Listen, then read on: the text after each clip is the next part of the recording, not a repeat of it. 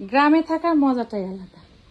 এই যে 2টা আম নিয়ে চলে আসলাম, আমাদের গাছে আছে, পাশের বাড়ির গাছ থেকে 2টা আম নিয়ে আসলাম। আমি মাছ দিয়ে রান্না করব, টক মিষ্টি ঝাল ঝাল তরকারি।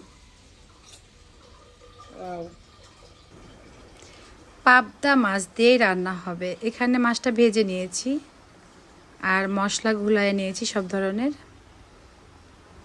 কাঁঠালের বিচি দিব কয়টা আর আম। এই রান্না করতে করতে চলে আসলাম আমি কাঁঠাল খেতে।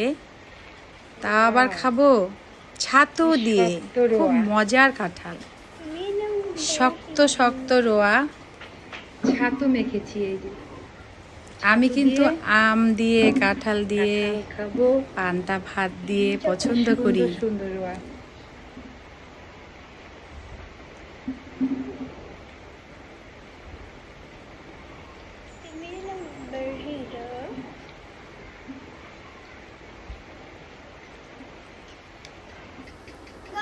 এদিকে আমার পাবদা মাছটা রান্না করা হয়ে গেল আম দিয়ে, কাঁঠালের বিচি দিয়ে।